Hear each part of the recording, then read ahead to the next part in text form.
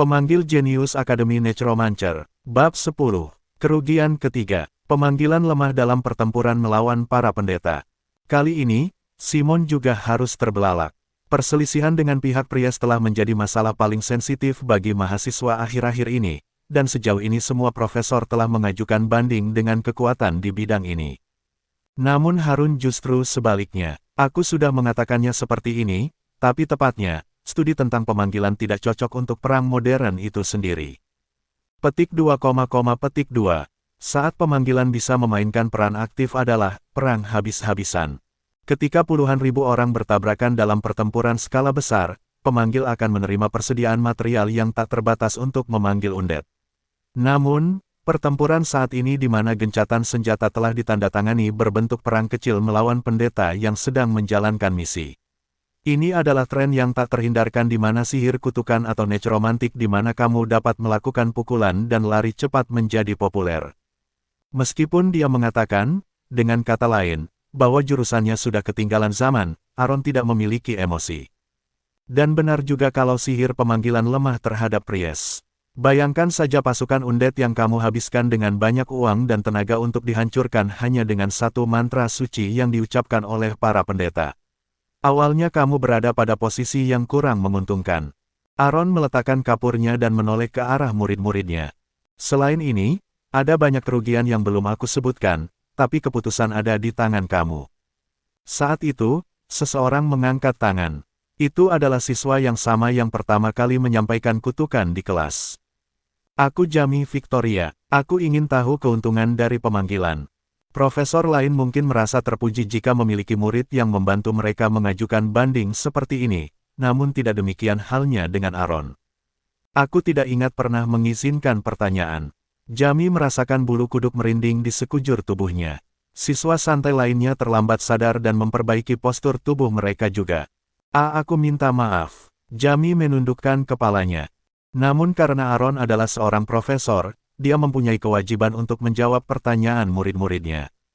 Dia menendang lidahnya dan membuka mulutnya. Kekuatan pemanggilan adalah kuantitas. Selain bertarung sendirian, kamu bisa mendapatkan bantuan dari panggilan kamu. Melalui ini, kamu dapat mengembangkan berbagai taktik, bahkan dengan seorang ahli nujum saja. Apakah itu menjawab pertanyaanmu? Ya, Harun melipat tangannya. Itu pilihanmu apakah akan mengambil pemanggilan di semester kedua atau memilih pemanggilan sebagai jurusanmu. Tapi ingatlah ini. Suara Harun menjadi serius. Dia tampak menjadi orang yang benar-benar berbeda dari saat dia memimpin kelas dengan santai. Jangan pernah berpikir untuk melangkah di bidang ini jika kamu tidak cukup bertekad.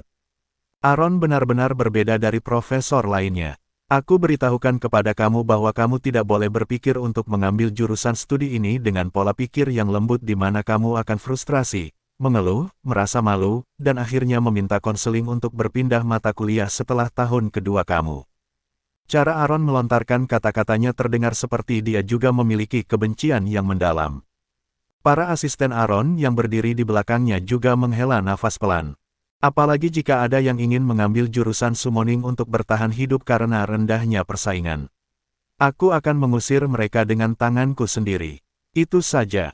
Saat itu, dia menyatakan kepada para siswa, "Kalau begitu, sekarang aku akan memulai kelasnya."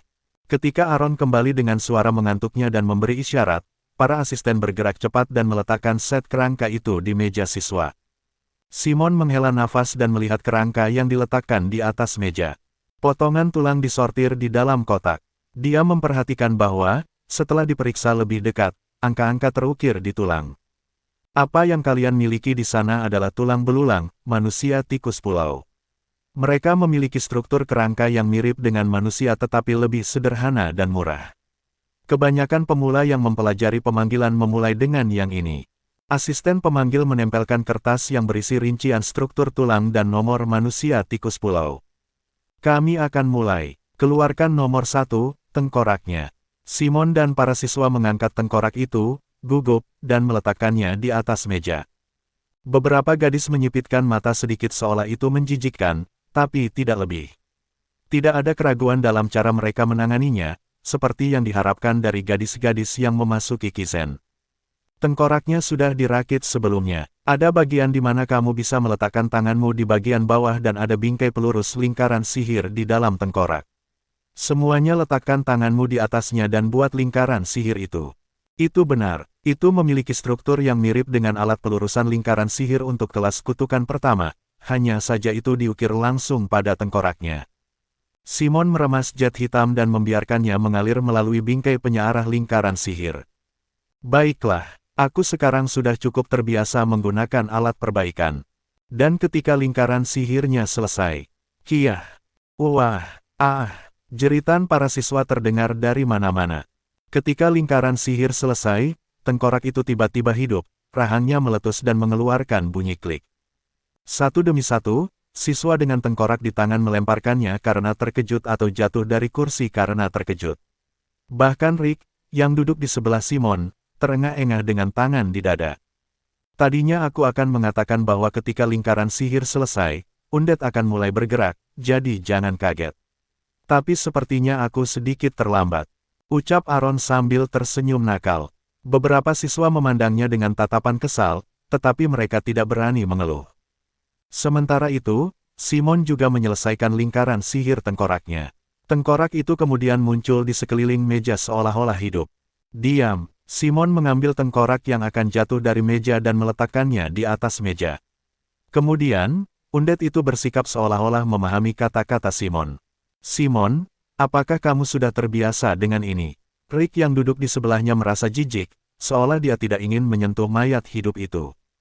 Simon mengangkat bahunya. Ayahnya adalah seorang ahli nujum, jadi ada banyak kerangka berkeliaran di sekitar rumah. Terbiasalah, kalian adalah ahli nujum. Aaron terus berbicara dengan tangan di saku. Dan dengan lingkaran sihir yang baru saja kamu aktifkan, undetnya hampir selesai. Tentu saja tidak bisa bergerak karena tidak memiliki tubuh. Sekarang giliran kamu untuk membuat tubuh kerangkanya. Aaron mengetuk gambar struktur tulang manusia tikus pulau di papan tulis. Seorang ahli nujum harus memiliki pemahaman lengkap tentang struktur tulang makhluk yang akan dipanggilnya. Biasanya manusia punya 206 tulang, tapi manusia tikus pulau punya 53 tulang, jadi lebih mudah. Pertama, temukan nomor 2, vertebra cervix. Para siswa mengobrak-abrik set kerangka. Simon juga menemukan tulang dengan tulisan, nomor 2, di atasnya. Sekarang tempelkan tulang nomor 2 ke tengkorak. Simon menoleh. Tidak ada alat untuk menempelkannya. Bagaimana aku bisa menghubungkan ini? Simon dengan ragu meletakkan tulang nomor 2 di bawah tengkorak. Kemudian, seperti daya tarik magnet, tulang-tulang di tangannya bergetar dan berusaha menempel. Saat Simon melonggarkan cengkeramannya sedikit, tulang-tulang itu menempel dengan suara ketukan yang keras. Oh, itu menarik sekali. Simon mengedipkan matanya. Sekali lagi, seluruh sihir yang menggerakkan kerangka itu diselesaikan dengan mengaktifkan lingkaran sihir tadi. Dan kerangka memiliki kecenderungan untuk kembali ke bentuk tubuh semula. Aaron menoleh kembali ke gambar tulang-tulang itu. Berikutnya adalah tulang nomor 3. Simon meletakkan tengkorak itu di atas meja, menemukan tulang yang cocok dengan nomornya, dan menghubungkannya selangkah demi selangkah. Lanjutkan sampai nomor 11 dengan cara yang sama. Itu berhasil. Besar, tulang-tulang itu menempel satu sama lain dengan cara menemukannya dan mendekatkannya pada dirinya sendiri. Kerangka Simon, yang diselesaikan hingga ke leher, menggerakkan kepalanya ke atas dan ke bawah seolah sedang merayakan. Simon tertawa. Menyenangkan sekali. Aku tidak tahu apakah itu karena itu bukan tulang manusia, tapi rasa tidak nyaman dan canggungnya hilang. Rasanya seperti merakit patung tulang bergerak sesuai cetak biru, sehingga Simon bisa membenamkan dirinya sepenuhnya di kelas. Berhati-hatilah agar tidak membingungkan vertebra toraks dan lumbal. Manusia tikus pulau adalah hewan yang berjalan tegak, dan penyelesaian tulang belakang yang menopang tubuh bagian belakang adalah yang terpenting. Jika urutan perakitan tulang salah, maka pergerakannya tidak akan mulus. Ini akan berderit dan menyebabkan masalah pergerakan, seringkali rusak pada saat-saat kritis. Sekarang segera lanjutkan ke nomor 16. Banyak siswa yang khawatir dengan suasana Aaron di awal kelas, namun nyatanya kelas pemanggilan cukup menyenangkan hingga disukai semua orang. Dalam suasana yang meriah, setiap orang saling memamerkan hasil pekerjaan mereka atau mengajukan pertanyaan. Aaron tidak terlalu menghentikan suasana bebas seperti itu.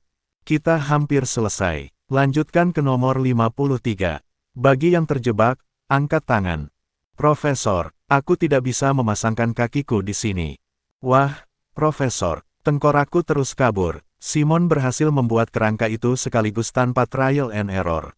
Kerangka, sedikit lebih pendek dari manusia, dibentuk dengan letupan. Jadi ini kerangka yang dibuat dengan warna hitam legam milikku. Saat dia menontonnya, dengan emosional, kerangka itu memiringkan kepalanya. Simon tidak bisa menahan senyum melihat pemandangan itu. Hai, jaga pemanggilanmu. Dia memukulku, tapi aku memang memerintahkannya untuk memukulmu. Kiyah, lihat ini, aku juga bisa membuatnya menari. Aku penasaran kenapa ini lucu. Tawa ceria terdengar di mana-mana. Para siswa yang berhasil menyelesaikan kerangka itu sibuk memainkan panggilan mereka. Sementara itu, Simon, silakan lihat kerangka aku. Ada beberapa siswa yang tidak bisa melakukannya. Rick, yang duduk di sebelahnya, sedang mengacak-acak rambutnya. Kenapa orang ini terus menempelkan kakinya ke lengannya? Kaki kanan Rick menempel di bahunya, bukan di lengan kanannya, dan dia berjalan dengan langkah terhuyung-huyung. Melihat hal ini, siswa lainnya tertawa terbahak-bahak. Simon memandangi kerangka unipedal itu dengan mata serius. Aku pikir kamu bingung dengan bagian kaki dan lengan. Itu sebabnya kerangka itu mengira kaki mereka adalah lengan. Benarkah? Lihat ini, tulang nomor 21 adalah tulang kaki, bukan tulang lengan. Oh benar, mengapa semuanya terlihat sangat mirip? Waktu berlalu lebih cepat dari sebelumnya di kelas pemanggilan. Semuanya, berhenti. Perakitan kerangka hari ini berakhir di sini. Suara-suara kecewa terdengar dari mana-mana. Aaron mengambil gulungan itu setelah kembali ke meja kuliah. Terakhir, aku akan melanjutkan kelas partisipasi. Bagi siswa yang dipanggil, maju ke depan. Suatu peristiwa yang tidak bisa dihindari. Akhirnya tiba. Simon menelan ludah, tapi mungkin kali ini aku bisa diabaikan. Simon Polentia, maju ke depan. Namun, itu adalah peran yang tidak dapat dihindari untuk penerimaan khusus nomor 1. Simon berdiri dengan ekspresi pasrah di wajahnya. Lakukan yang terbaik, Simon. Rick bersorak sambil menepuk punggung Simon. Kelompok Hector terkikik dan tertawa dari jarak dekat. Dan yang berikutnya adalah, sementara semua orang menghindari tatapan Aaron, Maylin, yang duduk di barisan depan, menjulurkan lehernya. Lagi pula, tidak termasuk tekanannya, tahap di mana kamu bisa mengajukan banding kepada Profesor Kizen adalah seperti emas. Namun, Hector Moore, maju ke depan.